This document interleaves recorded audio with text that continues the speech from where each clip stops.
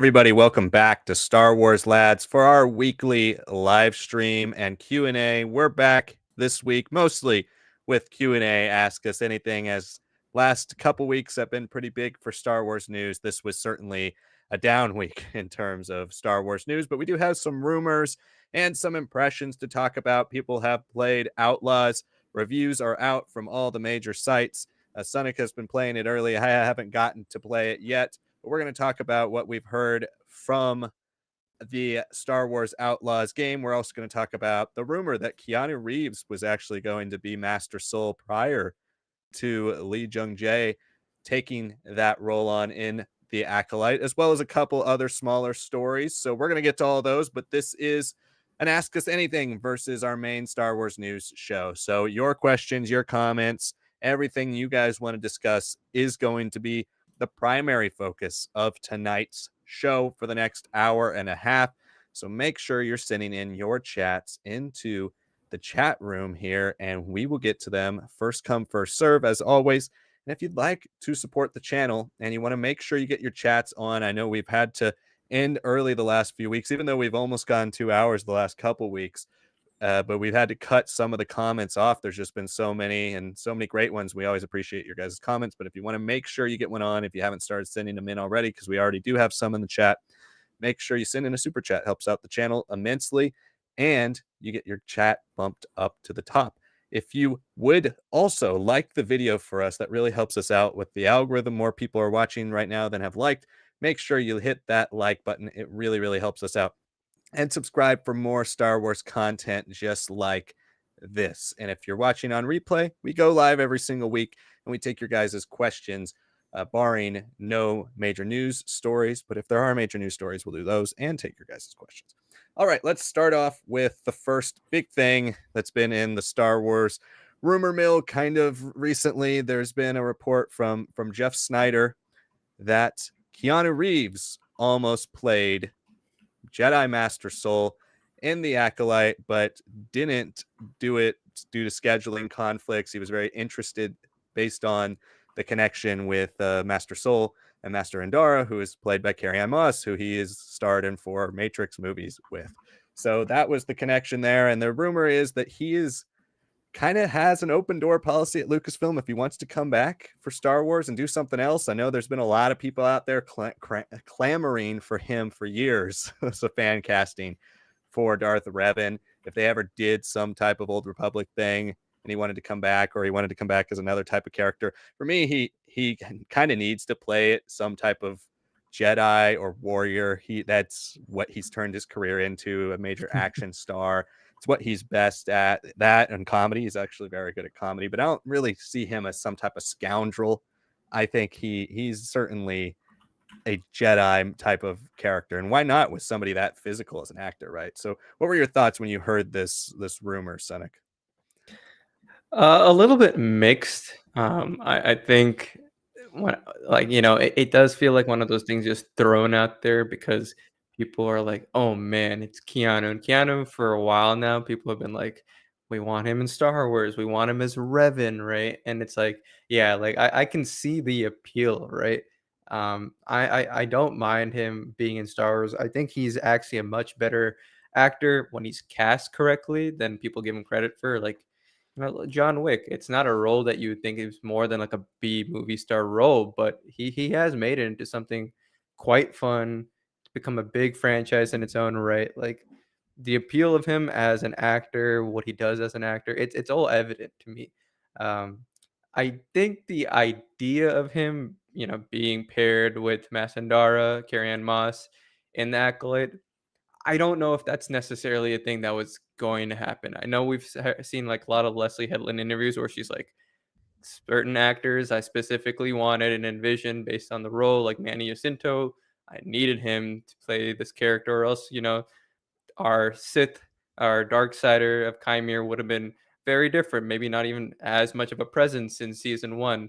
And she spoke a lot of the same things about Lee Jung Jae, who she saw from Squid Games, from his previous work in Korean cinema, to like really be the character that she thought Master Soul could be. So I want to defer to her more. I think once you kind of start opening up this rumor mill sort of thing, that these insiders, these leakers all kind of have. I don't know if I fully believe it. I think it was maybe something when she was maybe conceiving the ideas, like first looking into it. Maybe she's like, "Oh, I definitely want Carrie on Mount Moss because I want to get into that kung fu style action. Who would be a great counter to her that she'd play off really well? It would have Master Soul." But a lot of the appeal of their dynamic in the Matrix is that they're together, fighting with each other, that they're in this romance and all that. I don't really see Keanu Reeves working well isolated other than, being the action star of today. If you were gonna give him what we have for Master Soul, even if I don't love the execution, that is a complex role, and I think Lee Jung-jae gave it his all. He learned English for it, like, phonetically. He still doesn't understand half of the words he was saying, but, he was very convincing, right? And I don't see Keanu necessarily being the same Master Soul. I think he would have had a lot more stuff to do with Master Ndara. Maybe Master Ndara is one of the Jedi killed off a little later at that point. But I don't mind it. I just think that it's just one of those things that's kind of spewing out of the rumor mill right now because we don't know the future of Disney Plus on Star Wars with live action shows. We've got the next thing to look forward to, a Skeleton Crew, which now a lot of people who are upset about the Acolyte's cancellation are like, "Oh, is this show not going to be continued either?" Even though it could very conceivably be just a one and done season from the start, right? Like we don't know the current state. I think everyone's a little on toes, so this just feels like news that's like, let's throw out something popular that people want to think about and like get discussion going. And he's got a fairly strong reputation as a leaker, but I don't think he's necessarily had anything that's like I was like, "Oh yeah, he like 100% knows for sure." Um, Yeah. it's like food for thought. I think that's the nicest way of putting it. But I really do think Lee Jing Jae is a much better fit.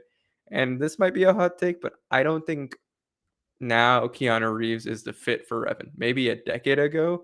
Now I think he might be like a little aged out of the role if we were trying to do something even remotely similar of a story, where you kind of have to see some of that youthful exuberance sending Revan to the Mandalorian Wars, sending him to his misfortune and coming back as the villain for the galaxy, which I don't think he's got the range for regardless, but I don't think he's also the right age for it. Yeah, a role that I really think Keanu would be great for, and it's not necessarily Revan, but I do think moving him into the Old Republic or in that time period when Jedi were a bit more unleashed, you get to see a little bit more power, that hand-to-hand combat skill there. But I think he would be awesome as somebody like Jedi General Hoth. I think Yeah. somebody like that in the Bane trilogy, if you wanted to do that, somebody like that would be awesome. Anything, a super powerful character. He is such a dominant actor in his physical presence that I think he could do well as a Sith. But the thing with the Sith is like there's that passion to them, right? Like maybe a Sith master he could play somebody a bit more restrained. But I Right. think Keanu has shown that he is excellent when he's able to have those roles that are a little more understated. And then he might have scenes like John Wick. He has a scene in that first John Wick where he slowly explodes when he's being interrogated, and it's a great little scene. But I think somebody with some type of grandeur for their entire performance, I think you'll lose a little bit of what makes Keanu special as an actor. And I think when you watch the way Lee Jung Jae played uh, Master Soul, I think you could see a lot of the things that Keanu's great at there. There are a lot of similarities in the role that you could see things that where Keanu really could have done a good job with that role. But you guys know my feelings on the Acolyte. I'm kind of glad they didn't waste him on this role because one, the character dies in this first season, and so you don't have any more for him to continue with, right? So that would be kind of a letdown right off the bat. But just two, I think this is a show that was and a character that was over delivered on, honestly, by the performance. I think Soul is better because of Lee Jung Jae than he really is as a character himself. And so if you wasted Keanu Reeves on that, I think it's kind of lucky this didn't work out because I think Soul Lee Jung Jae is such a powerful dramatic actor. He gets the most out of a character that would be kind of lame if you didn't have him there. So I'm glad this didn't happen, and I'm excited for the future of who he could play. Yes, any other type of Jedi Master in the Old Republic timeline, I think would work. I would love to see Keanu if they're going to do a show and he's going to be there for a series like this, be a thing that lasts multiple seasons. Where you would think a big actor like this wouldn't sign on for a multi-season show, but I do think in today's landscape, with television being so prominent as it is, I think an actor like this would sign on for something that he knows could be a more prestige project, something he could return to every single year, something he could give a lot more to rather than just a one season arc. And so I think if this type of character or this type of actor around for those types of elements of a Star Wars show.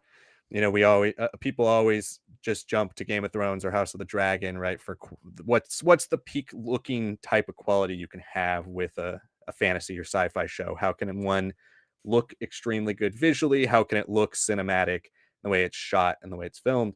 And we're still waiting for Star Wars to have something that looks like that. Even the best seasons of Star Wars have CGI that's high quality, cinema quality, but not necessarily framing or staging or action sequences that look cinema quality. And so maybe if Star Wars wants to double down and actually use the 180 million or 200 million or whatever to make a legit cinema quality TV show, I think that would be something you get a star like Keanu Reeves for. But I kind of agree with you, Senek. I think he's kind of aged out of Revan just because Revan is a younger character. We know Revan's a younger character, and it's not that you can't age him up. I'd be okay with aging him up, but I think Keanu, I believe, is close to his 60s now. Yeah. And he so he's, you know, not that he couldn't do it physically. I'm sure he could, but I think the idea of that is certainly a 10, 15-year-old fan casting. I don't know if it works as well now. I think they could do it, especially when you have a guy in a helmet. You could do it, but when Revan's arc starting as a youngster and then growing into the legend of who he is, and then ultimately his redemption, and then even if you want to carry into the Revan novel, there's so much to that character's story that if you're averaging making a Star Wars TV season every 2-3 years, that would put Keanu close to his 70s if you did 4 or 5 seasons of the show, right? So, and that's it starting soon. So, yeah, I think it would have been cool to see, but I think a cool Jedi Master or something of that time, maybe a direct counterpart to Revan, a character that they create who's not in the games, that type of character would be cool. So hopefully we do see him in Star Wars though one day. I think his sensibilities work perfectly for a Star Wars type character. But let us know what you guys think in the chat. We do have some chats about the Skywalker's Academy. Says Keanu Reeves has to either be the Prime Jedi or Revan, and both of those are good choices. Again, you heard our thoughts on Revan, but we appreciate your thoughts on that. And Ovier has sent in some questions. We'll get to those as soon as we get through these topics, and then Ta Tahua Roa. I hope I got your name semi close. This made it to the live chat. We're glad you're joining us for the first time. Just make sure you send in any question you want. This is a live Q&A. You can send in any question, comment, whatever you guys would like to talk about. But the next thing we want to discuss is probably the biggest real news of the week, and that's that Star Wars Outlaws has come out for people playing on Ubisoft Plus or who have bought the most expensive, what was it, $120 version of the game. Right. I did not do that. I did not buy the expensive one, and I play on console, so I didn't didn't pay for Ubisoft Plus.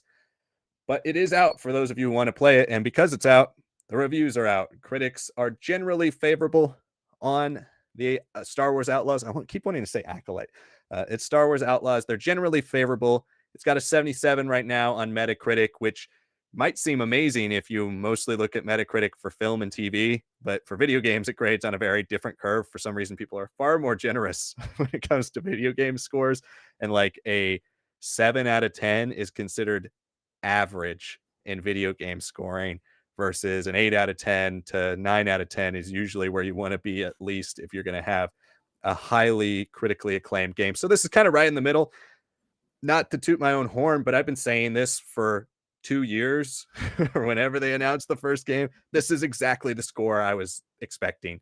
I was kind of expecting actually a little lower. It might go up or down now, but I was expecting like 70 74 to 76, 75. I think it's uh it's a game that seems to be, from reading these reviews, exactly what we all expect. It's a Ubisoft open world game. It has repetitive missions hypes if you're into the open world loop. It seems to be far more stealth based in its combat, which people are mixed on. I kind of expect that from Ubisoft, but it does seem there's a lot of bugs, and I think you could probably touch on that a bit more, Cynic. But people are having problems a lot with the AI, especially on the stealth missions. But yeah, people seem to enjoy the immersion in Star Wars, which is all we have been kind of hoping for since this game was announced. If you have a game that's at least fun to play in Star Wars, it could be the most generic combat loop ever, and it'll be fun for a few hours. Now, does it get past what I've always said is, does it get past the 20 or 30 hour test? When you play open world games, you want those games to last you at least 20 hours. Does it get past that? That remains to be seen for us in particular, but it does seem a lot of people are enjoying what they've played so far and are hoping for, more improvements in the DLC and more improvements in possibly a second game in the future. But you've actually started playing Sonic, and you did post a walkthrough for the first couple hours of the game on the channel. What are your thoughts now that you've gotten a chance to play this game? Yeah, I'll have a second part up. Just like a few hours before this, I was recording a little bit of a shorter one, like it's just 2 hours. But yeah, no, it's fun. I think when come at it from my like perspective, right? I'm not someone who's actually played a lot of open world games, even since I was a kid. Like I'll enjoy like the popular video games that people talk about, but I generally lose my interest, or like I struggle to like finish games. You know, I feel like it's a flaw that I have where I'm not, like, as much of a gamer as I should be. I think the last game I played, like, seriously was probably League of Legends, and then just, like, the odd one-off single player games here and there. So you could say in a way Jedi Fallen Order and Survivor are, like, two of the biggest games I played recently. And I've touched on Cyberpunk. I've touched on a couple other things like Baldur's Gate, but I haven't really played, like, a proper open world game. So I never grew up playing Uncharted. I didn't have all those elements of, like, adventure mixed in with stealth and all that. Last of Us, only here and there too. So, like, I don't have much experience. So I could only really base it off of my experiences with Survivor and Fallen Order. But I think it's been pretty good. It is pretty immersive. I just feel a little dumber than I usually do when I play these types of games, because the open world concept, like I didn't realize like some like small quests as far as like, oh, go find this cache of weapons like hidden away by some smugglers. Like you'll get to the location and they're like, search the area. And I'm used to like Survivor and Fallen Order giving a little bit more context clues. This is a little bit more like you got to figure it out. But I think it's working for me in the sense of that the story treats Kay Vess, especially at the very beginning of her story, as like a bumbling idiot. She's like kept on messing up and she's forced into the situation. And I think that's what the game is like really harping on, like especially in these earlier missions where you're really getting your feet wet. I think that's good. I'm enjoying that. I'm enjoying that the story is at least supporting that. I don't expect it to massively get like any crazier and all that, but I think it's fun. And I think one of the things I definitely want to highlight is the reputation system. It is very good. Just from my limited exposure to it, it's very nice to like consider like, okay, let me like scope out both of these syndicates and see whose defenses are a little bit better than the others. On the part that I'm going to drop later on, you see me like probe Crimson Dawn, and I just keep on messing up again and again and again. And I actually had good reputation with them. It dropped down to poor because I just kept on getting caught despite every single attempt at like really trying and putting myself out there with the stealth and takedowns. And then I went to the Pike Syndicate, and then it's like, oh wow, they just really are kind of stupid. Like they just leave a lot of gaps in defenses, and I think that's pretty smart, especially on different planets. You could have a group like the cartel, like the Hut cartel, be a little bit smarter or have a little bit more personnel and all that. So I think they're really leaning on the dynamics that we already have established in comics, in EU canon, of just like how these smugglers, bounty hunters, and just crime organizations really function when especially when they're kind of fighting over the same territory and the same, uh, you know, for real estate that is the period between episode 5 and 6. I am also liking that a lot of the story has already gone just from the first couple hours, like a lot of Easter eggs, a lot of touching on what the characters are up to in this period between episode 5 and 6. Like there is the rebel influence, there is the imperial influence, but there's also like, hey, that little gray area that's becoming more and more profitable, massive. Like, is that a story that's being explored in canon? It has been in the comics with War of the Bounty Hunters, Crimson Reign, and Hidden Empire, and there are very clear connections, literally from the first cutscene of that all kind of happening. It's not overt yet. I don't expect it to get fully overt until I see you like get very close to specific ones, maybe just Crimson Dawn in this case. But we know Kira's in the game. I haven't had a chance to run into her, but you can read through like each group, and they are telling little information. Even like the Hut cartel's got a little bit of information of like, oh yeah, they used to be like a big group and all that, but now Jabba finds himself as like the sole Hut left in charge, right? And it's like, well, yeah, because of the comic. So I am appreciative of that. Um, the one issue that I've had that I don't know if it's just me or it is the game, when you use Nyx, like if you want him to go distract or steal something and all that, you can't just click your button once. You kind of have to double click it, and then sometimes it's fine if you hold and click it. I don't know if it's just like the pressure that I'm applying to my buttons or something, but it took me like a good hour of realizing no, like the reason why I was working is if I accidentally double tapped it. So I think that's not very intuitive.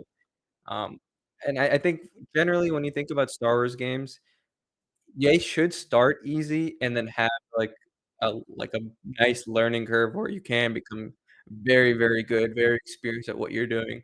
I'm not seeing that so far with Outlaws. I think it is a little bit harder to just get into, and I don't expect a lot of just pure Star Wars video games fans like myself to just be ready for that. But I think once you give it a few hours, it's settling into a nice game, and it's gorgeous, man. Like it is so nice and so fun. It's so lived in. There's so many NPCs. You can lean on bars and hear little tidbits of information. Find a data card 2 cities away that helps you like bet on father tables. I'm still terrible at Sabacc, but I am getting there. Got 1 versus like 5 or something losses. But yeah, it's fun to be just a smuggler in the galaxy. It's not too serious, but hopefully it has some fun story that can really open up in maybe like hour 6 or 7. That's good to hear because there, your experience seems to echo a lot of the reviews I watched in the last couple of days, and I've been trying to live vicariously through a lot of people. And for Critical Thinker 66, yeah, it's Sonic's playthrough that you're watching on the walkthroughs. So I don't have the game yet, but he does. Uh, yeah, and it seems frustrating that you would have such a a buggy or at least very strict stealth mode Yeah. from a company that basically was built on the back of stealth games. And so the fact that you can't that people are having that as one of their biggest problems is a surprise.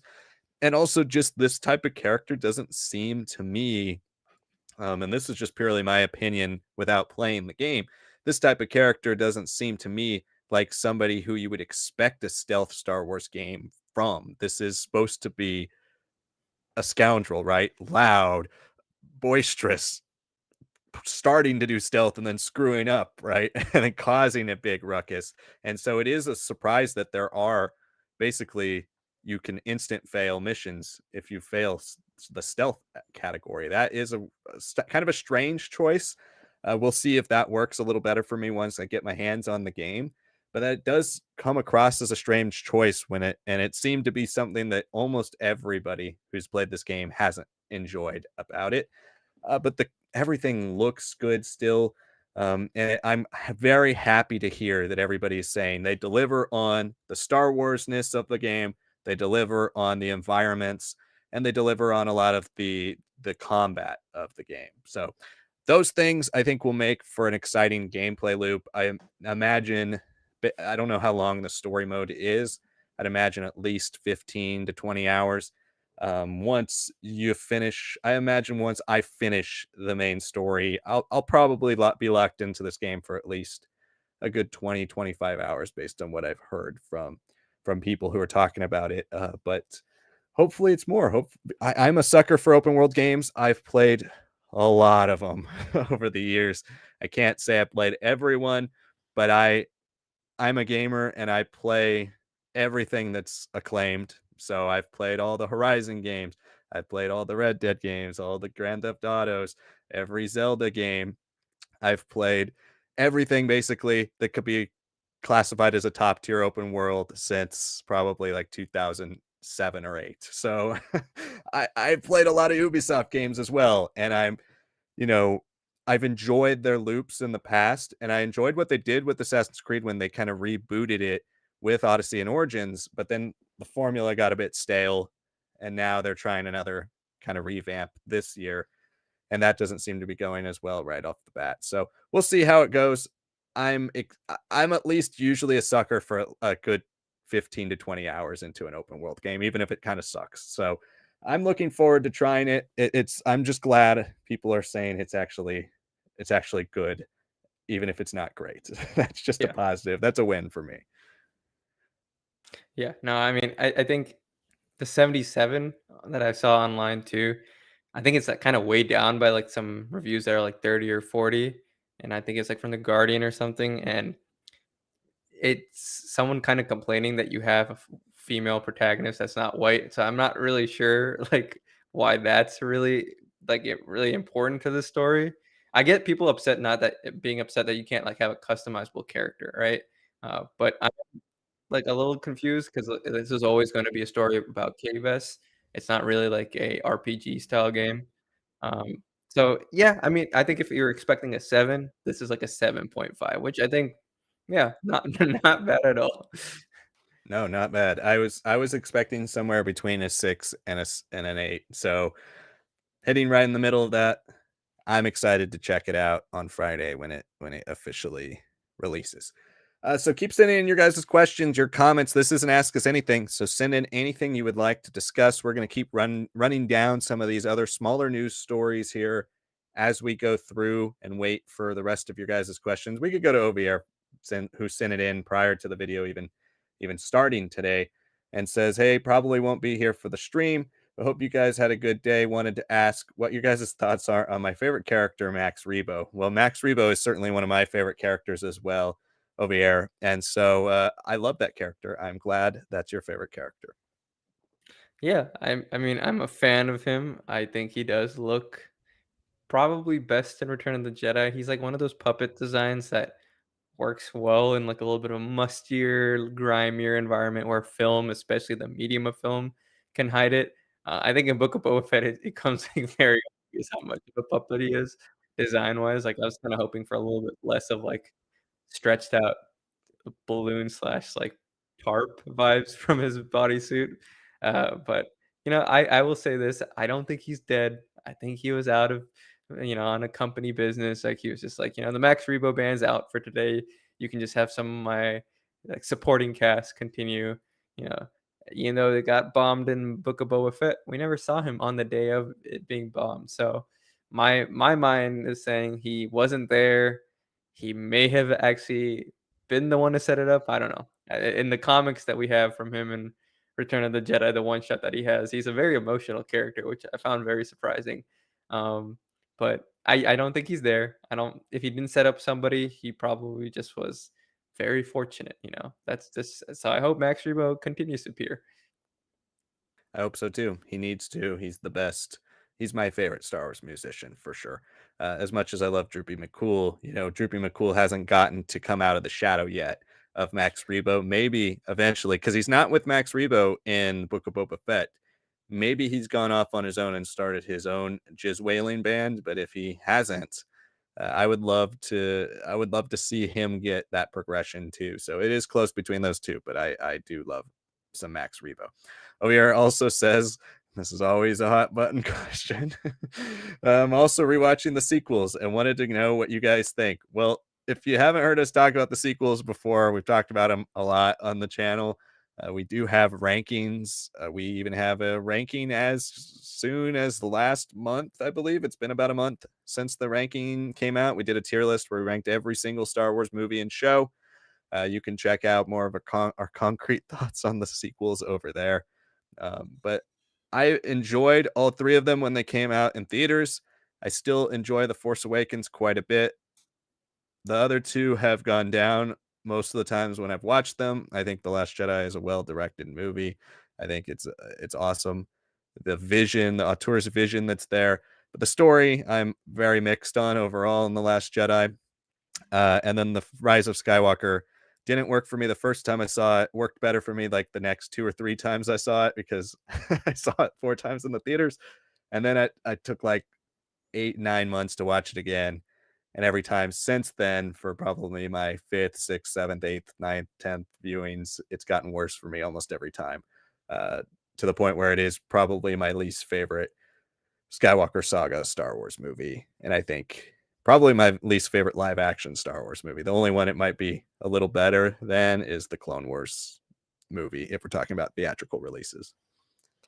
Yeah, no, I mean, it's the sequels, right? It's gonna be the hot topic until that generation kind of comes in, gets to have their voice like kind of become dominant, just like how our generation did with the prequels after enduring a lot of the original trilogy fans saying like, "Oh, this is a horrible trilogy. Like, this is not deserving of Star Wars. Like, what is George Lucas doing?"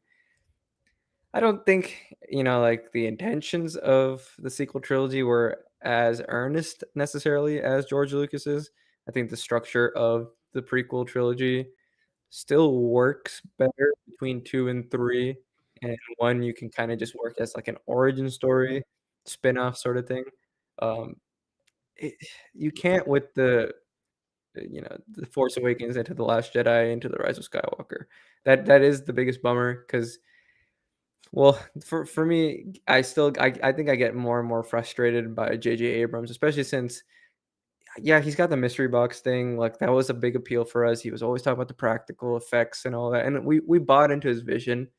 Uh, I just wasn't a fan later on how much that film actually does for its own genuine world building, its own genuine start to its era.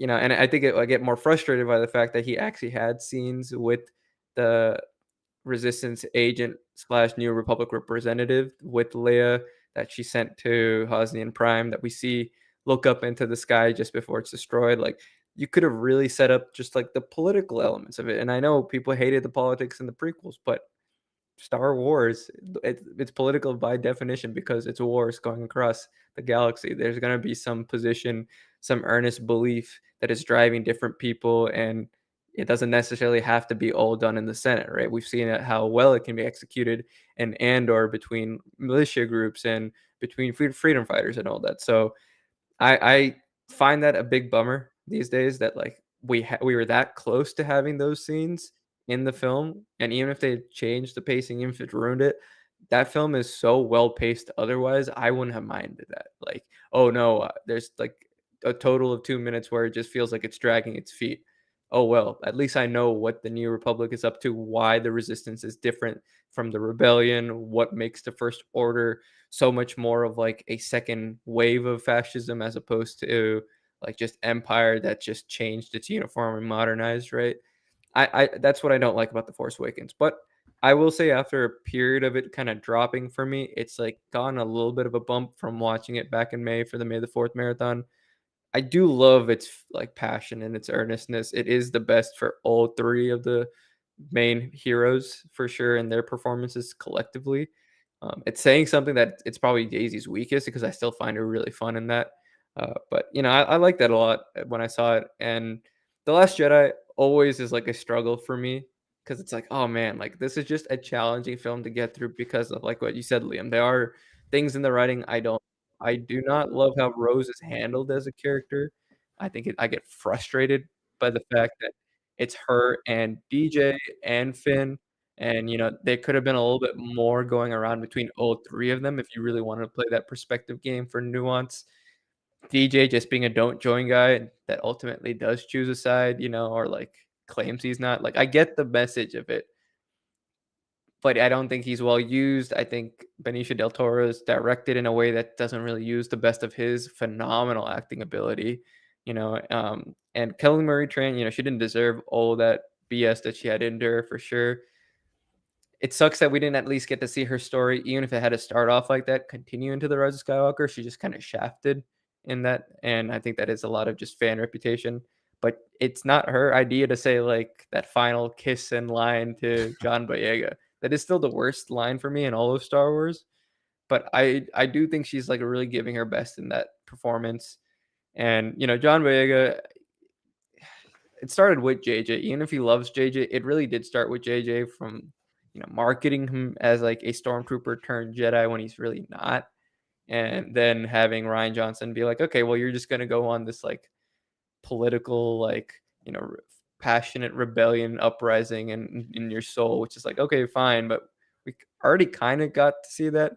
I get the argument that it is from caring about just Ray and that almost like selfish desire for preservation to caring for someone else, and then the Last Jedi is going caring for a cause. But I don't know if it's really there because of that trio's dynamic. Everything else in that film, I really like. I'm a huge fan of Luke in that film. I know people don't love him, but I argue you gotta fill in the 30 years and actually show us what are those visions that he's seeing when he's first probing Ben's mind, right? If we see all these horrible things, that have like really been piling up over the 30 years, and then we see the events of the sequels, I think that's honestly fair. I really do. And plus some other things that, TV shows, animation can fill up. Um, it's a complicated film, but I do really respect Ryan Johnson, and I still like it the best of the sequels. The Rise of Skywalker has dropped for me. I used to love it for its lore. I know you did as well, Liam. And Mhm. it's still old there, but that's a film that should have almost like leveled out the differences between The Force Awakens and The Last Jedi. And then it chooses to be less than 2.5 hours, bring back Palpatine, and then like be its own like inverse Phantom Menace, where it's like, is it really connected to the story? But it kind of has to be because it's the closer, as opposed to being the starter, like the Phantom Menace is. It's frustrating. I do think though it is a story that just from the books like Shadow of the Sith and all that has already dramatically improved connectivity wise. Now it's just desperate for like a TV show like the Clone Wars or something to really bridge the gaps and fill out the era. And I just want the era to just blossom. I do think on reflection, it really is the most fantastical power fantasy, like strange, almost spiritualness to it out of all three trilogies. I think you can kind of make an argument for the original trilogy, but I think there's a little bit more of like militaristic might and fascism that are more key there. There's something more about like just genuine power and human spirit that all these characters that do have the force use and are conjuring up with like their force visions, connecting with the force bond, using the forced Skype call or whatever you want to call it, right? There is some wonderful force things done here. I hope that once we really jump back into this era, we just continue going all off with it. Like it's already happened. Now just like make it richer, more nuanced, bring more connection in the 30-year gap, make it so that it's like, it is a difficult situation that Luke has run into before this next generation comes in. And I think that'll make the sequels much more beloved than they already are. I still do think, though, as a whole, better directed than the prequels ever were.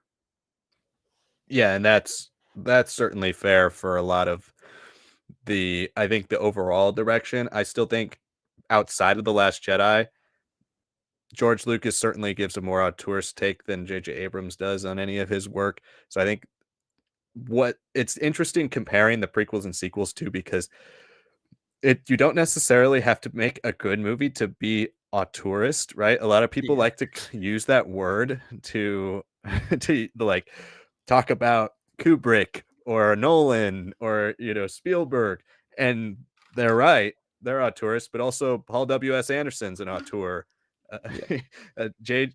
Ryan Johnson has his auteurist vision, and I think that's what's interesting about The Last Jedi is we both from film backgrounds.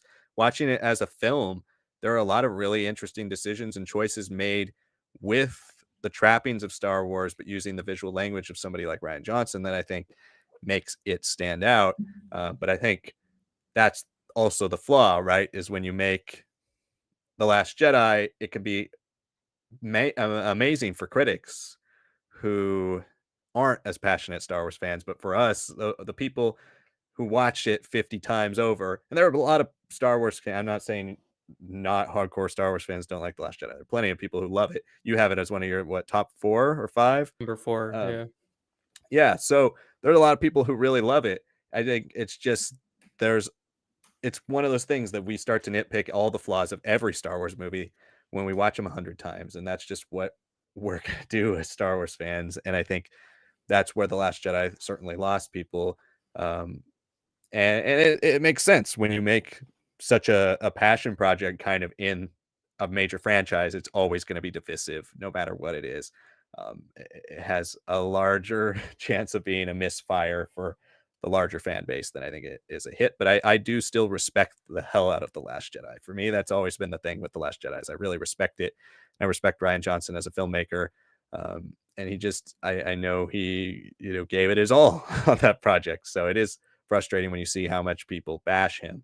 Um, but yeah, it's a Star Wars movie. I have soured on it for the most part. And like Skywalker's Academy is saying, if you separate EU Luke from canon Luke, it's a great story. If you mix up any EU in the sequels, it ruins the experience. It's just two separate stories. And I agree with you in a lot of ways. They're two separate timelines, and something I've been trying to say on this channel for a long time. They're not the same timeline. I think the more we start to separate them, which was kind of where my idea of making an EU cinematic universe birthed out of, is just like the more we try to separate the two timelines, the more people can enjoy them as one timeline or the other instead of a downgraded version of one or adapted version of another, right? It's just the comparison is there when you have something to compare, but when you separate them where there's no comparison, then they just become which timeline do you prefer rather than which one's better or which one's worse and how do we have to bash the one we don't like as much. I think it overall kind of allows for more discussion there and more interesting new ideas.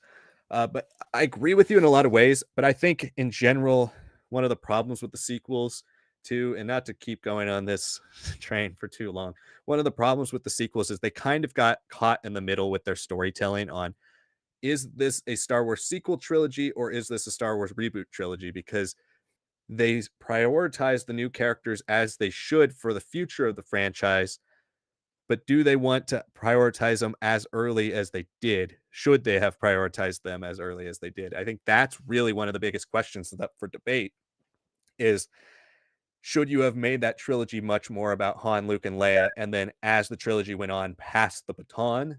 Instead, they kind of passed the baton in the very opening scene of the first movie and then have the other three characters sprinkled around. And I think ultimately that's where a lot of the disappointment is around them.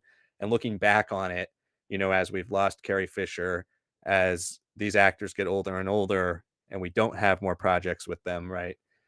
I think that's the thing for me that's really disappointing looking back on it. It's just the fact that it's not that the Luke Skywalker story is inherently bad in The Last Jedi. It's just the fact that we never get to see the Luke Skywalker you not that just that you see in Legends, but that he could have turned into from Return of the Jedi, the peak powerful Luke Skywalker that's there at the end of the movie, but could have been there for maybe 2 movies or 3 movies. And that's why I think killing him off in that movie was such a massive miss. I think it's a great little death, but they could have saved it maybe for the third movie, especially knowing that Carrie Fisher had passed away and that was supposed to be her movie. And so there's just a lot of things like that. I think the balance was missing, and that's where an overall arc for the whole trilogy would have really helped. But not to go on the sequel trilogy too long. We talk about that so much. And hopefully you check out our rankings because we've done rankings so many times. We've done I think our first tier list rankings for it was all the way back in either 21 or 22. And then we did a ranking. I think it was a top 9 of the Skywalker saga last year. And that one's different from our 22 rankings. And then even the newest one is different than our top 9. So you'll see different versions of what we've thought over the years. It always constantly changes. Both of us watch Star Wars at least once a year, all of them. So it's going to change depending on how we feel that year. But yeah, to move on to the next story here, and we'll get to some of the rest of these questions here before or a little later in the stream, but keep sending them in. It is an Ask Us Anything, so send us in anything you'd like to ask us. It can be about Star Wars. We know have a couple people in the chat who have said, oh, off-topic question. There's no off-topic question in this. You can ask us about anything you want. We've had questions about film. We've had questions about other major franchises. Ask us anything you would like. It doesn't necessarily have to be about Star Wars. And yes, we are getting to the Sigourney Weaver story. We have two more stories to cover. It's that one and then this one, which is the John Williams documentary that was announced a few years ago. It's got a release date now, and it is actually, this is very exciting to me, coming to theaters for a short theatrical run. And then it's going to go to Disney Plus on November 1st. It's coming to AFI Fest on October 23rd. It's going to get a short theatrical run. As somebody who loves John Williams, I say he's the modern day Mozart. He really is. It's just where classical music has transformed into. We have classical music now enhancing these other art forms, and people don't go to symphonies anymore to listen to original music, but you go to symphonies to listen to John Williams, right? And so it's people like John Williams who have kept that art alive. John Williams is one of the only composers in Hollywood, for those of you who don't know, who writes for literally every instrument in the orchestra. A lot of people just they write a theme, they write a musical theme, or they write musical themes and let other people adapt them to specific instruments. A lot of people just do electronic music. They compose via samplings and like kind of that more modern style of composing. We know Ludwig Göransson has done a lot of that too. If you watch some of the behind the scenes, and it's not any lesser of an art form. It's still amazing work. But John Williams is as classic as it gets. He composes for every instrument in the orchestra, and he is finally getting a documentary about him. He's the GOAT. He deserves it. I can't wait to watch this. And I'm very excited it's coming to a theater. Hopefully it comes to one that I can go see it somewhere near me. But yeah, quite exciting news around this John Williams documentary. Yeah, and I'm excited, obviously, because he has been the sound of our childhoods, right? And it's not just childhoods in the '60s and '70s, right, when he was really getting started. It's childhoods even into like 2010s, right? Like that is such a long time for anybody in any field to just be so well regarded, right? Like you can argue that even the Rise of Skywalker, when we did our little score rankings, right? When you actually listen to the score, you're like, "What?" I argue it's like it's actually quite strong. It's just that the film chooses to cut it up and, chew it up and then put it out there on the film, and you're like, "Okay, like, I guess we have to go for legacy more so than the new genuinely great stuff that John is doing." Right? And that is frustrating because that for a long time was considered his end, and then he's like, "Nope, I'm coming back for Indiana Jones," and I don't think that's an incredible score, but I think that's at least one that, you can feel his touch on the film a lot more clearly. That is, like, one of the connective tissues to the old golden age of the '70s and '80s of this triumvirate of him, of George Lucas, of Spielberg, right? Even when those two are lesser in these franchises that they made so big, he's still there, right? Like he's still taking, and that's so incredible. And it's also like I know people will say like Morricone's maybe like a better composer overall, and he's got some iconic sounds. But that brings me to my original point, like, we've heard him for so long that we've heard him in other massive franchises, and I'm very curious to see this kinda being through Disney, if we're gonna see a lot of stuff about, like, his Harry Potter score for, like, Warner Brothers and, more of his composing for, like, other big franchises, right? Yeah, Is that something Jurassic that Park. they necessarily wanna dive into if they're gonna really do, like, this whole career retrospective and give him all his flowers? I do think they should. I don't know if they will, or if that's something like you have to discuss with other studios. Like it is a weird, strange question, but it's not one you really think about too much because there's not many films about composers. But I truly want to see like a full career, like exemplified and shown here because he has kept to the spirit of the scoring, the organization of instruments, like you've been saying, Liam. But he's been doing that as the music's changed around him and as he's changed the music, even though it sounds different from the '70s Star Wars to like the prequel Star Wars. The heart of it has always been the same. Like it is still the man behind that sheet, behind the whole crowd composing. Like it's incredible, right? So I want to see all of his eras really touched upon, Hmm. and that reminds me of like Light and Magic when that first came out. That was one of the only panels that we didn't actually get up and go for, but that actually ended up being one of my favorite documentaries that I'd ever seen. But I don't love the last episode or two because they start like running through everything of like all of these Yeah. incredible things of the 90s and the 2000s. Luckily, that series is now supposedly getting and already filmed a season two. I guess they're just waiting for like Celebration or something to announce it. And I hope they actually go through those eras. And I hope seeing how people were like, this was incredible to see the 70s and 80s. And then you just started speeding up everything. I hope that Disney and Lucasfilm took that to heart and they're like, well, John, we want to show you off in your full glory and not just selective glory. And that's a really good point, something I didn't think about. And I hope you're right. I hope with the names around this project that they do get that done. Disney Plus has had some very underrated long form documentary. I can't say I've watched too much of their short form documentary outside of the behind the scenes stuff for like the Star Wars or Marvel projects. So but the Imagineering story, I always say that was one of the most underrated thing that's on Disney Plus. It was a launch day documentary. I mean, it had one episode every single week, like the same day as The Mandalorian. So I'd always watch The Mandalorian season 1 episodes, and then immediately after watch Imagineering story. It was so good. And same thing with Light and Magic. It's a great documentary, and they definitely should do more of those types of projects, especially with how much history Disney has at their disposal, how much cinema history. So hopefully we get more of those. But yes, I hope this is great. I know in this article, it also says it features interviews from Spielberg, Lucas, Kathleen Kennedy, J.J. Abrams, Ron Howard, Lawrence Kasdan, James Mangold, and more. That's all Lucasfilm slash Yeah. Disney people who have worked with them for the last few years. Mangold obviously doing the latest Indiana Jones, Ron Howard doing Solo Star Wars story and has been part of that Spielberg Lucas kind of team forever.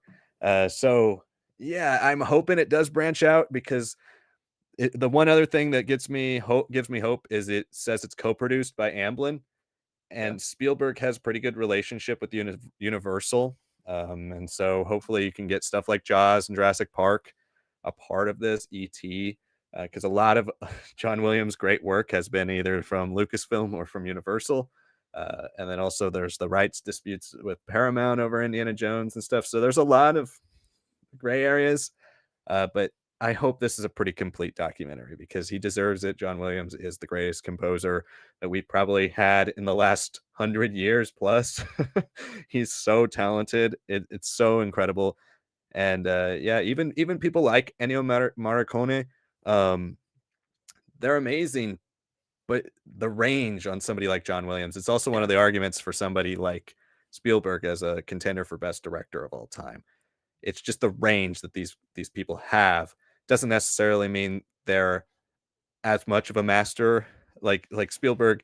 He's a master of one specific genre, one of the greats at that genre, and he can do other genres, but might not be as much of a master of those other genres.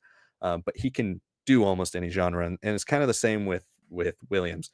You have something that's so incredibly iconic and heartbreaking, like the Schindler's List score, but then in the same year he does Jurassic Park. It's Yeah. just like That's it's what a year. unfathomable his talent. So it's like, man, I do hope it has as much as possible, especially when you title it Music by John Williams. You'd expect it to mostly be about the music and not about the talking heads. So hopefully they get to there.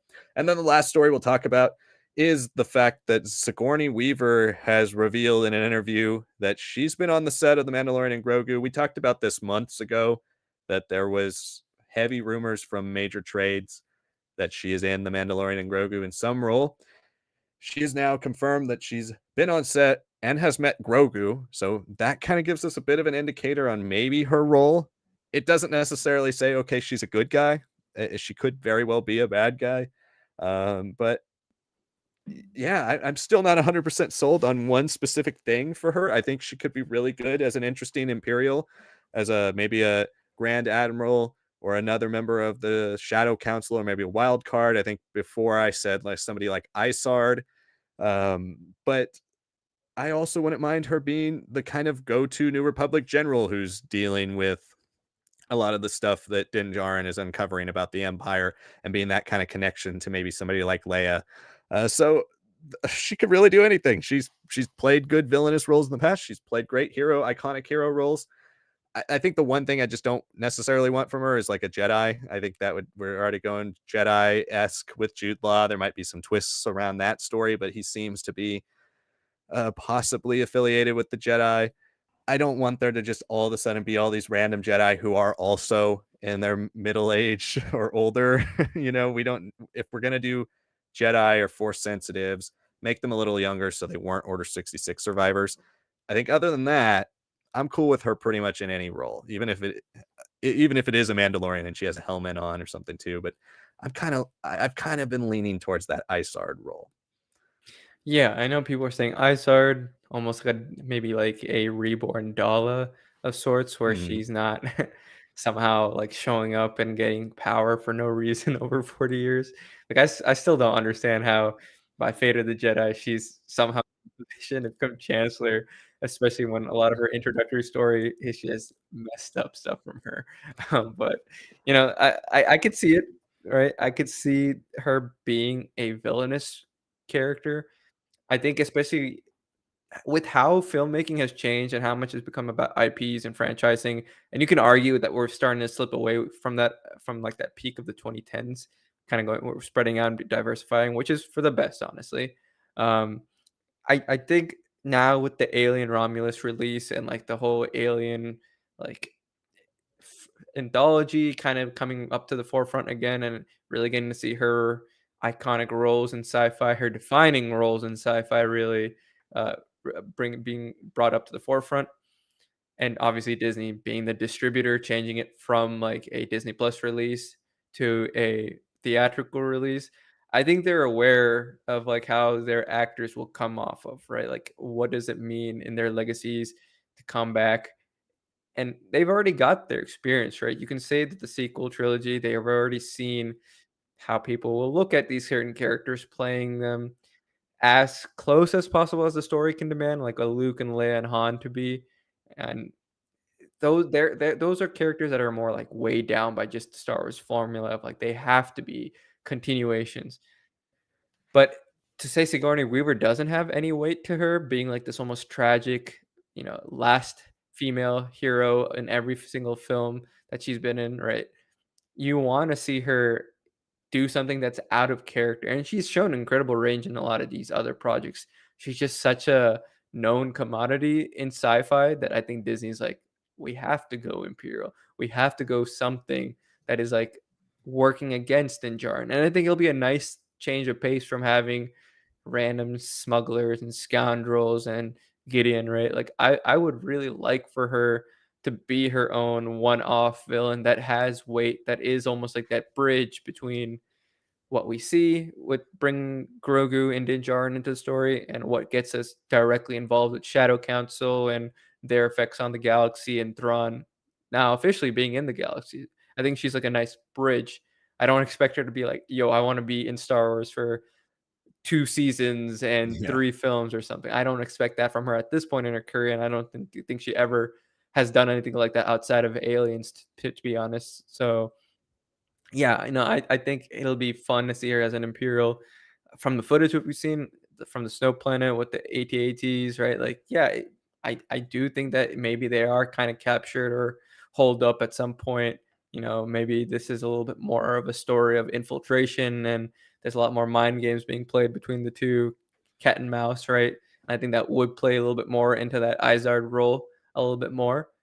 But yeah, I just don't want her to be a good guy, because I think the necessary dedication you need to be a good guy and still be different from her iconic roles as like a hero and a heroine in her 80s prime. Like it's too close, and I don't think that's what people should be doing, like especially with all these 80 stars getting rebooted in the 2010s and then changing it up and people not liking it. Just make it completely different, don't make it anywhere near similar.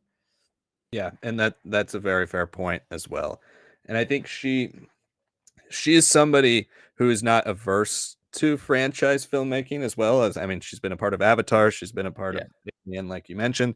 So it's just I think she is somebody who could star in a trilogy of Mandalorian Grogu. I don't necessarily see her volunteering that herself, but if she has enough fun and she signed on for more, I think she could come back. She's not averse to doing these types of projects. It's not like she's this like kind of stuck up Yeah.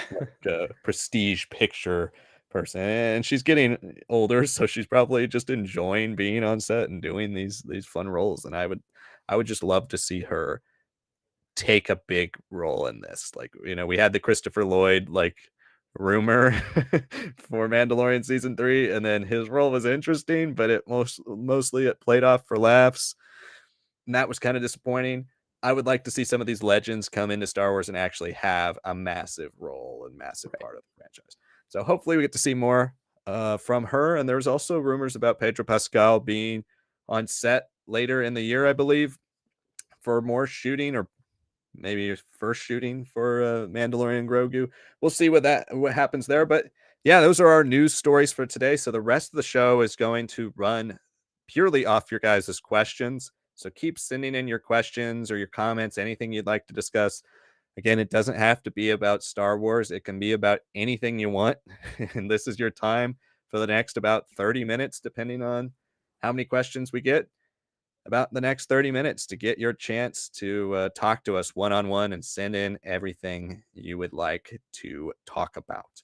All right, so to scroll back up to where we last left off here, we have, I'm going to try to say it correctly, but not as broken as last time. Tuaroa says, is anyone going to Star Wars Celebration Japan? As of now, neither of us are planning on it. I would have loved to go. It's just I just went to Japan last year, and so and it was an expensive trip. And so the viability of doing it again for me was definitely difficult. But I would have loved to do it. I would have loved to, and I think it's going to be a very cool event. One of the other factors for me, just this is all just personal information. One of the other factors for me not like fully driving forward was I just went at the exact same time of the year. Japan is such a beautiful country, and if I go back, I would really like to go in a different season, because there's so many amazing seasons to see in Japan. Fall looks incredible. So yeah, don't necessarily want to fork up the money to go again in the same exact season. But I highly recommend to go if anybody can. It's an incredible country, and I'm sure it's going to be an awesome event. They do an amazing job with the events they host over in Japan. Yeah, it's gonna be interesting because I think we've avoided a lot of the stuff outside of the US celebrations being important, right? Obviously, things have changed, right? We're not having an Acolyte season 2. We've changed our slate from having mostly Disney Plus dominating the start of the first Yeah, half of the 2020s back into like live action filmmaking for theaters, right? And Disney's had really good success this year. Like it's not even funny if their animation side continues with Moana and Mufasa. Like yeah.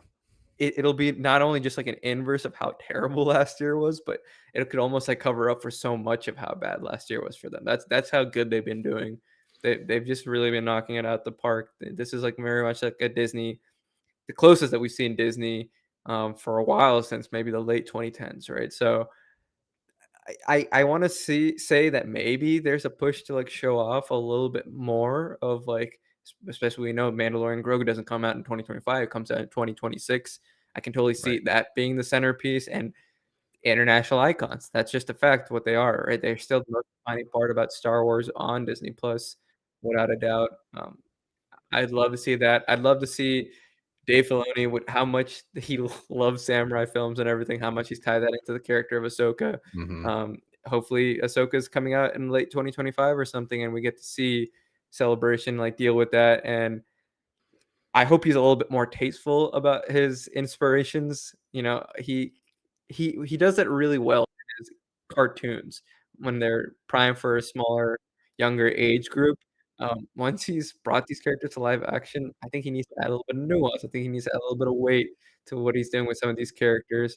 and I hope that whatever his influences are at least wrapped up a little bit more nicely in Star Wars as opposed to just being like, "Oh, Boken Jedi." Boken is quite literally just a Japanese word for, like, wandering Yeah. samurai, like, it's fine in some cases here and there, like, that honestly is me just nitpicking, but, Ahsoka copying samurai filmmaking stances and all that so overtly in her design and all that, I'd like to see, like, him, like, blend it a little bit more, and I think Celebration's a great chance to show off, like, all these incredible inspirations with an audience that would love that, but also be like, "Okay, like, we're also trying to evolve. We're not just trying to be beholden by films Right. that were made 50, 60 years ago that we cannot, no matter what, match." So I'm hoping Celebration's big in that front. I've still been saying since 2022 that they're gonna announce anime after how great Visions did, especially season 1 of Visions, like a real canonical, important series to follow that is in the anime format and medium. I assume it's gonna be that, Ahsoka and Mandalorian Grogu.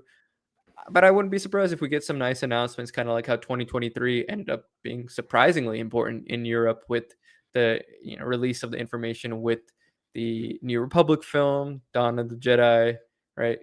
Yeah, I don't know. I'm hoping for great stuff, right? But we still have to see the 2023 so we still have to see that Rey's New Jedi Order script and shooting commence before we can assume that they're gonna repeat the same sort of behavior in Japan.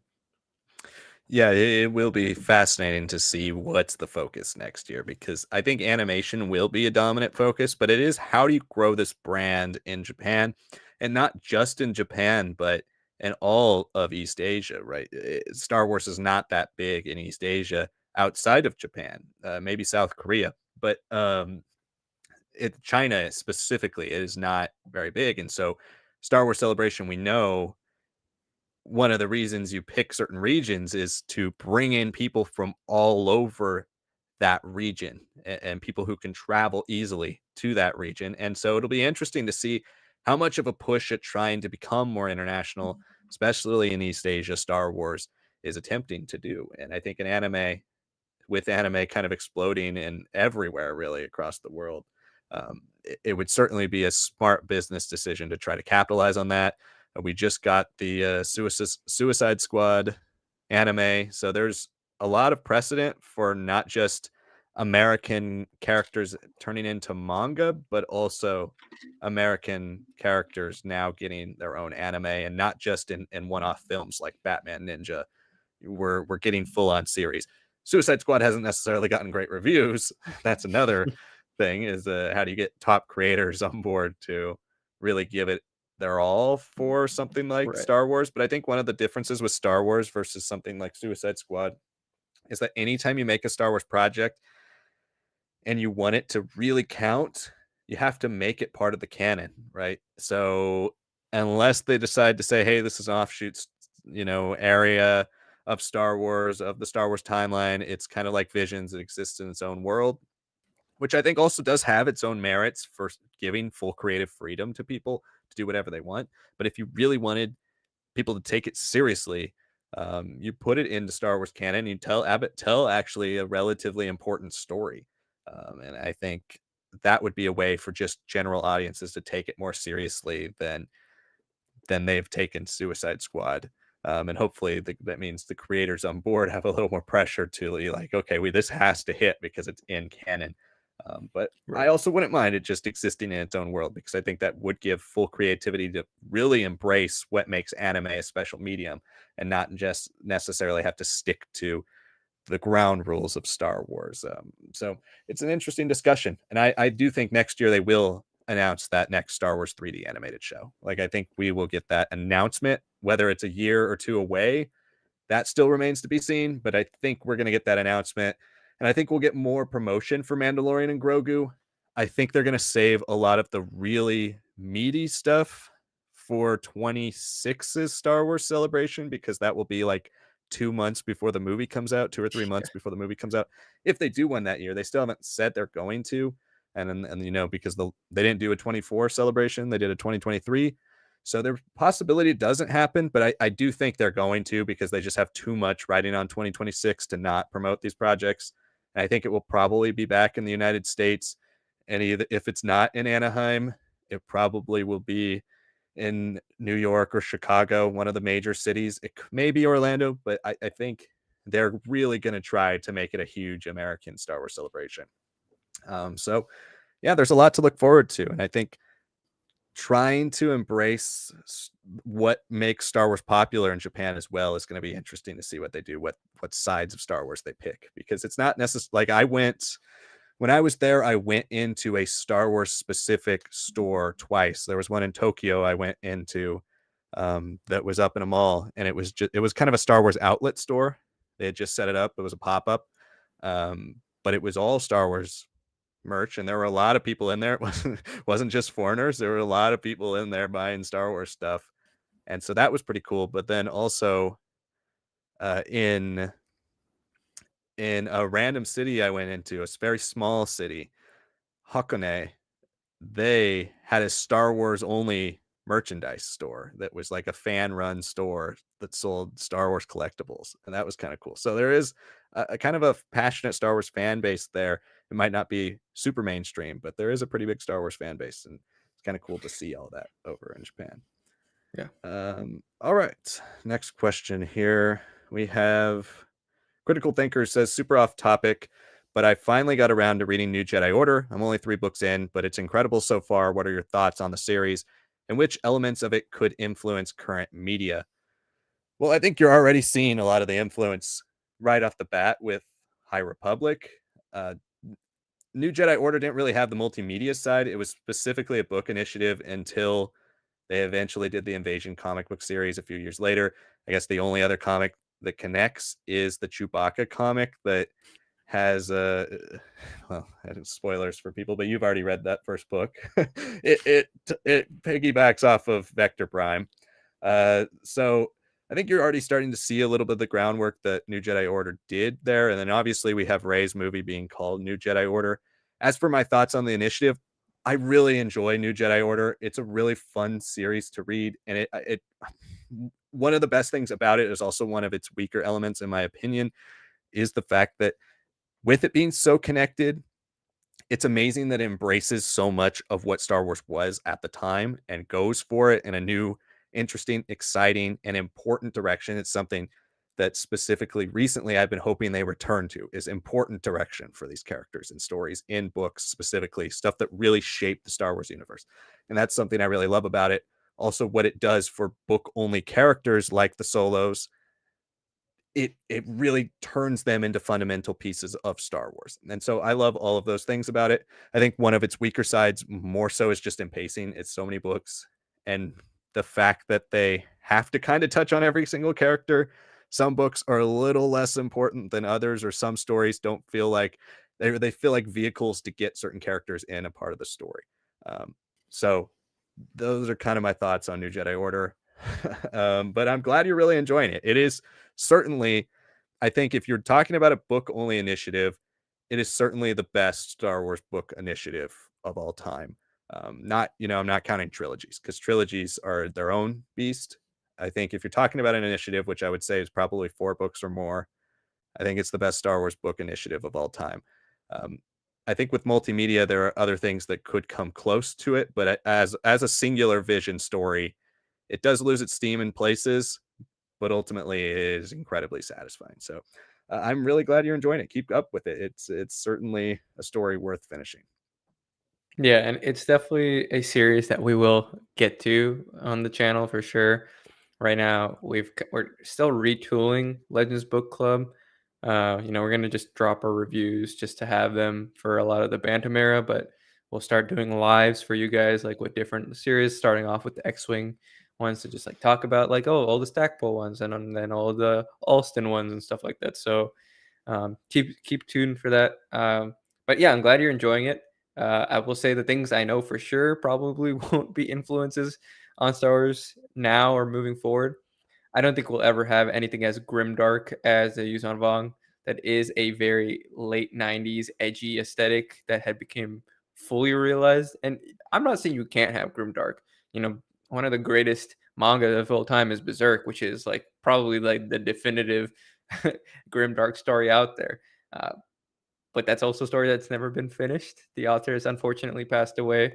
It's hard to write something grimdark and have people motivated to finish it and like be enamored with it and keep the people who like have been used to a different version of the story for so long engaged, right? And I think that's why a lot of the New Jedi Order got a bad rap, especially when we were growing up. Like it was kind of lumped in with the prequels of like these are like such stupid things, right? If you didn't actually jump into the series, if you people literally sent death threats. I know the authors played it off in Vector Prime to Salvatore, but he's like, yeah, it's not that bad, but it's like he still got a death threat for what he did to Chewbacca in that first book, right? And that's like one of the most gentle things to happen in that whole series.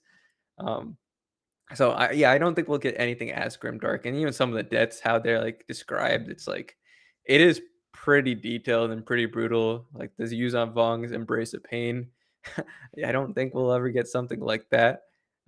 But yeah, I also don't think we'll get like the naming scheme, like Dark Tide One, Dark Tide Two. Like I don't think books sell like that anymore. Like I get the naming to be like this is a direct continuation of the story that you read like 6 months ago, but people would rather not have to deal with that. It feels almost like video gamey esque in a way, and I don't think that's even that popular in video games anymore to go with like numeral numbering for like the stories being told, the games being made.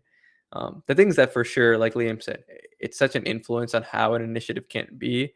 It only had short stories and novellas alongside with like some stuff in like Star Wars Gamer, Star Wars Insider, until Invasion came out after it concluded, which is such a shame because I think Invasion really gives you the scope and scale of that story and how insane the Yuzan Vong invasion force is. And the map that they have in the books is simply not enough or detailed enough to really give you that idea. It's like you're really demanding everyone to imagine these world ships, and it's hard unless you get to see at least some sizing and some scale. So uh, it's great as an initiative, but it is very flawed in that sense. The High Republic definitely has its own flaws too, but I think they've been much smarter about like when to bring in visual components, how to use the comics to be an excellent medium for specific and its own stories while still, you know, covering the general needs of what the High Republic is doing with the Drengir, with the Nameless and stuff like that. Um, what else can I think of it? I mean, I guess if you're talking about the Rey's New Jedi Order connection, I really, really doubt that it's gonna be similar. I don't expect the story to be about extra galactic conflicts. I think what we're gonna deal with there is gonna be a little bit more in Ahsoka, and that's dealing more specifically with the Mortis gods, the Celestials, right? I don't know if Rey's necessarily gonna go there. I have a feeling it might just end up being a lot like Luke stuff in the EU, but I hope not. Yeah. I hope that it's a fresh start. Like if you're gonna do it, just be completely new and fresh. You don't have the Skywalker to deal with other than the name. And if you bring Ben Solo back, and that's in its own case like a very, very unique way of like resurrecting someone through the Force diet, and that's gonna be completely different and not tied down to the Skywalker name since everyone else is dead, right? So I hope that it does its own really unique things and still lets Canon Luke get to have a very important academy that is changed and slowly broken down over time.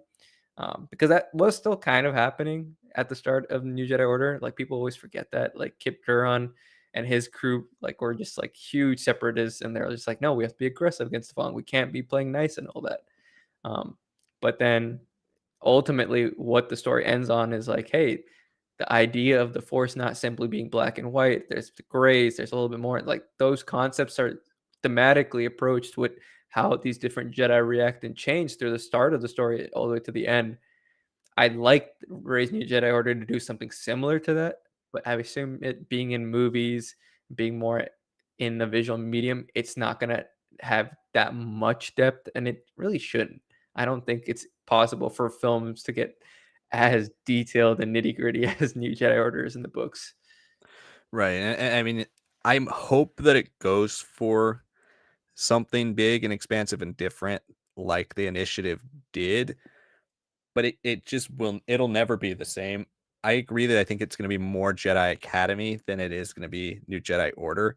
Yeah, Um, and that's purely because there's no other characters that are in this, right? Like okay, you could have Rey, Finn, and Poe as your Han, Luke, and Leia kind of replacement, right? As a big three, a fundamental piece of what connects Star Wars film to the Star Wars EU. But outside of that, there are no other characters like a Kip Duron or a Corran Horn or a Jason and Jaina and Anakin. Nobody to bring into this story uh, for the film series. You don't have as big of a universe, and we haven't gone past the Rise of Skywalker ever in canon. So there's really nothing to grab hold of and be like, oh yeah, we can pluck this character from some story that takes place 5 years after the Rise of Skywalker, because that hasn't happened yet. So unless they start doing that, it won't be nearly as connective as the old initiative was and is. But yeah, it's certainly a incredible piece of Star Wars history, and I think as the EU has wrapped up, as it's finished, and now we're 10 years exactly this year from the last EU stories. The new Jedi Order has only aged better because of the fact that it never really is topped by other EU book initiatives. So yeah, certainly worth your time, and I'm glad you've taken the chance to read it for sure. It's certainly worth it. The later books, there's peaks and valleys. There are certainly some later that will might bog down your reading speed.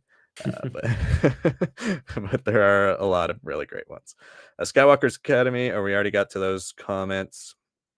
Tahura Roa says, can we touch on Sigourney Weaver? We did that. Also says John Williams is the GOAT. Austin Snow says, I can't wait to play Outlaws. I'm glad you're excited about the game. I'm excited about it too. Looking forward to getting my hands on it. Tahua Roa says, as a session musician, to be able to see a documentary on the big screen about a legend, it's going to be epic. Yeah, it is. And I hope they really go for that whole career encapsulation for John Williams. I'm glad we're getting the return of some, even if it's limited, some documentary release. It seems like for 2024, it has been a bit of a return for box office, not just for Disney, but overall for the entire industry. In some ways, there have been plenty of bombs, but for the most Lionsgate part, is bombing. yeah, they're between Borderlands and what was the one that came out this week? The I already Crow. forgot. Yeah. Oh my god. Yeah. That looks. I'm not gonna lie, that looked terrible. And They had the Jared Leto tattoos. I was like, "Oh, no, any hope." I was like, "Bill Skarsgård could easily do this." The great role that Brandon Lee, infamously passed away doing, but mhm. then I saw that and I just lost hope. That movie's so good too. Go watch the Yeah, original. It's so good. yeah, But yeah, it's been a rough year for some studios, but for the most part, it's been a rebound year. I think one thing that especially movie theaters have discovered is the power of limited releases. I think just with the fact that the box office in general is so driven by hits nowadays, we are seeing this rise of 1 day or 2 day only releases, whether it be re-releases like we saw the A24 re-releases in IMAX this past year.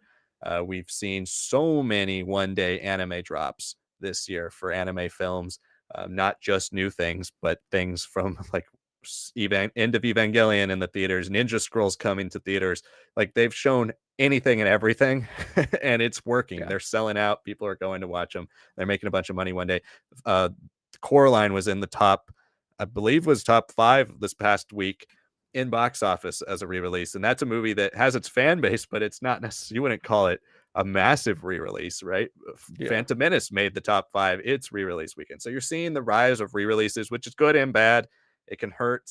Um, it can hurt the original stuff that's coming out. We get less original stuff maybe on the calendar in favor of, oh, we can make a quick buck this week with re-release. Um, but it's cool for people who didn't get to see these movies in theaters, and I am enjoying seeing a lot of these things. Lord of the Rings, Harry Potter's getting its re-release this week, so it is an interesting time. But with that has also come the theatrical exhibition of things that wouldn't normally get a theatrical window, but studios are willing to put out streaming projects for a couple days. And we're getting to see that with the Christopher Reeve documentary, which I'm very excited to see. yeah.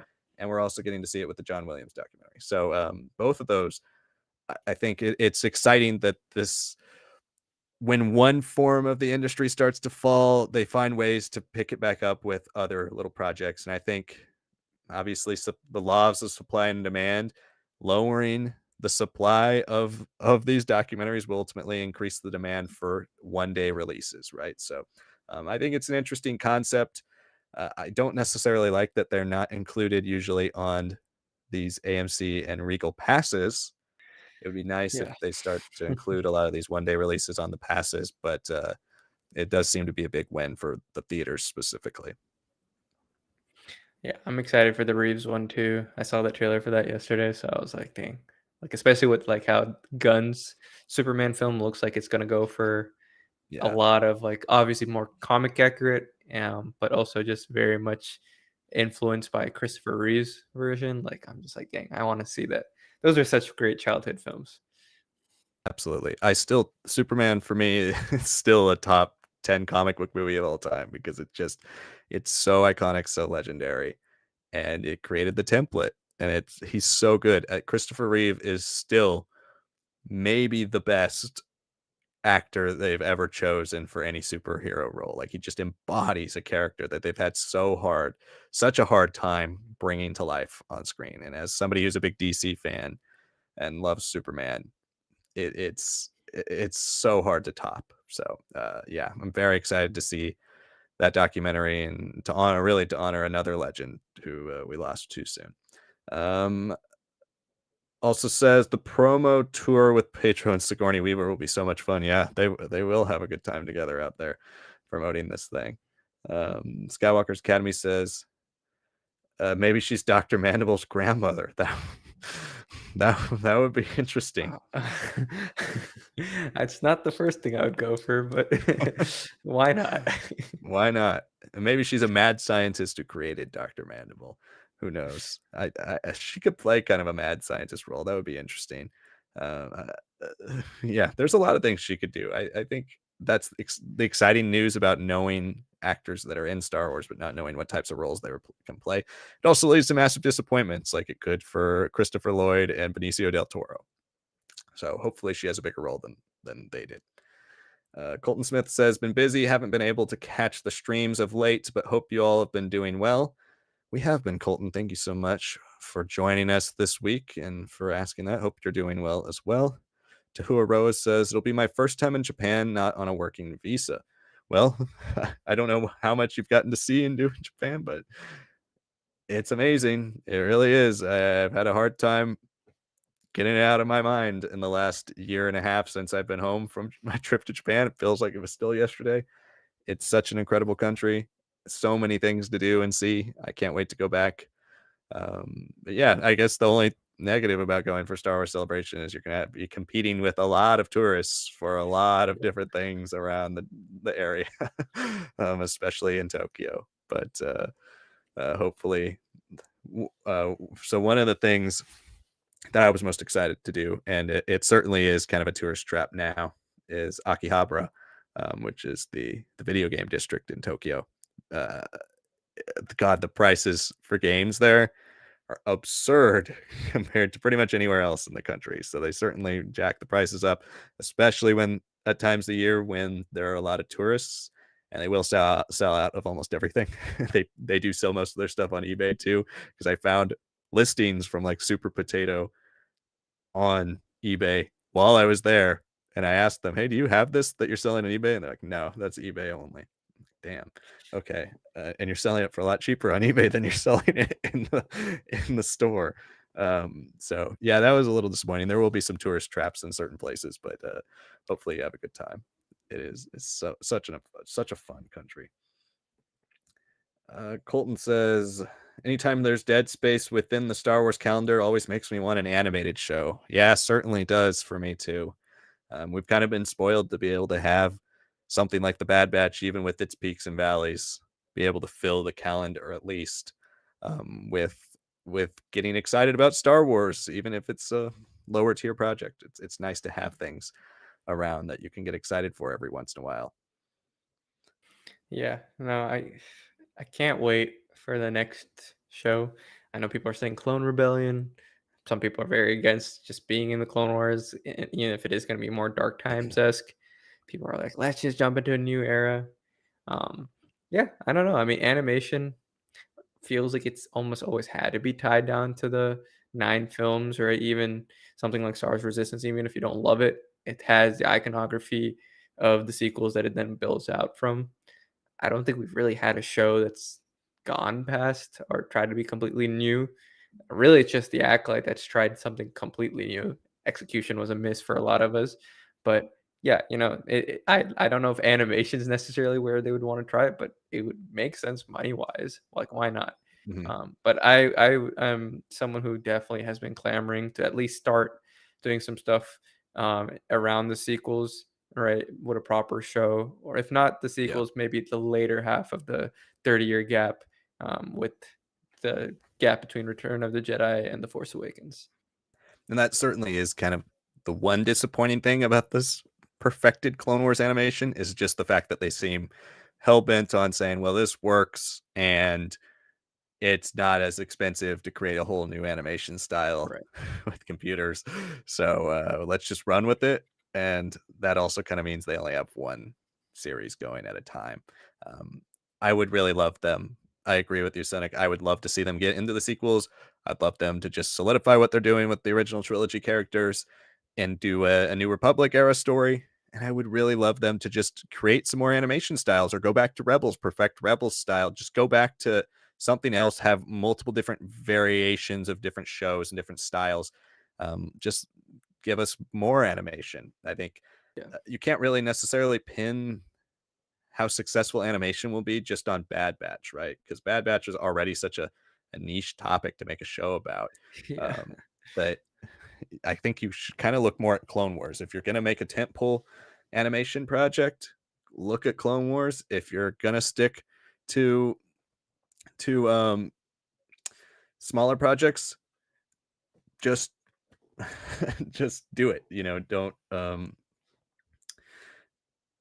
Don't or pick a direction and go for it. Don't just kind of leave people hanging and rely on these massive numbers that you're going to see from something like Clone Wars if you're going to make something as small as Bad Batch. So we only have time for about one more question here, and then we're going to have to wrap it up.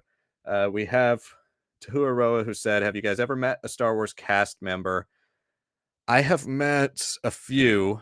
Met meaning like, did you talk to them? I guess. Yeah, then I've met a few. I haven't really sat down and had a conversation or a drink with anybody.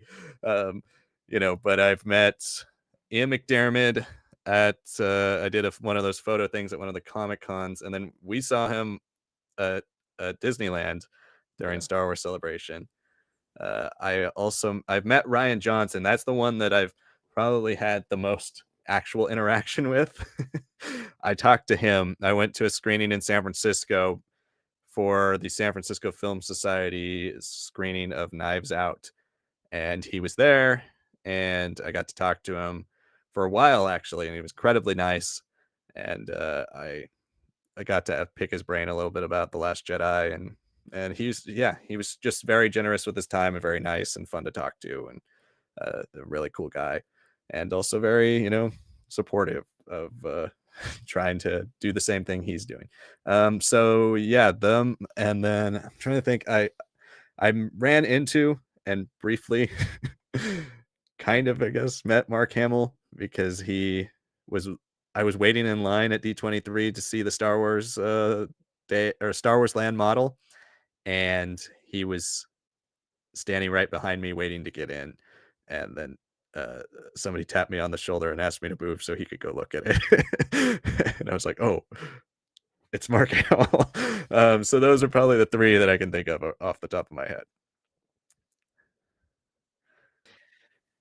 For me, I haven't really met anyone or like even shaking their hand or anything, but after 2015 Comic Con where JJ had presented like everything with Force Awakens, he like had this after party that everyone was invited to where they played outside on this big venue, like all the Oh yeah. screens of like the different scenes from the prequels and the original trilogy with the scores and all that.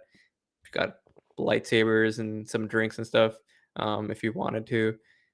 But I remember when as we were like walking over there, um, like, the cars kinda next to us stopped, and, like, Mark Hamill and Carrie Fisher opened their windows. Carrie was a little ahead of me, Mark Hamill was like one person separated from me, and the guy next to me like took his chance and like shook his hand with Mark, and I was like, no, I can't do that. But now I'm just like, I should have. Like I was what 17, 18, right? So I was like, dang, like that would have been great. But I can say I've been within 5 feet of Harrison Ford, Mark Hamill, and Carrie Fisher, which that's pretty good for me, man. Like I hope to actually properly meet them one day. Especially if it's like doing something in film, right? Like me or Liam or together or something like that. That'd be like the most ideal form, but even to meet them as fans would be awesome. I don't think I've met anyone else. I know you've met Claudia Gray because you got a book signed from Oh her yeah. and stuff like that, but not casts are harder. Like they're big and famous. Their signatures are like $300 to $500 for a reason. And you know, one that I realized somebody I met um later was it was Justina Ireland briefly when Okay. I was in line at Star Wars Celebration to get my badge, and I asked her, "Where do you get the badges?" I had no idea who she was. She looked familiar, but we all had to wear masks that year, Right. and Yeah. so then I saw her later take off her mask. And was like, "Oh, that's that's her." That's Um, great.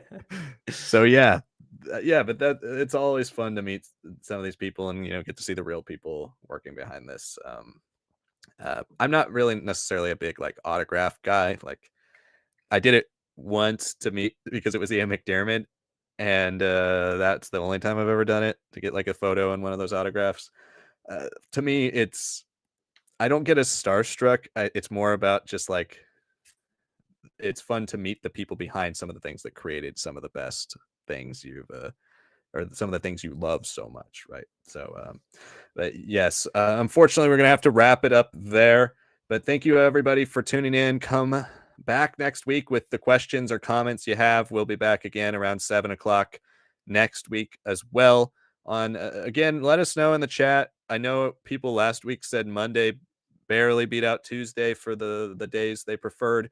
We couldn't do it Monday this week, so we went with Tuesday. Do you guys still prefer Tuesday, Monday over Tuesday, or which days do you guys want?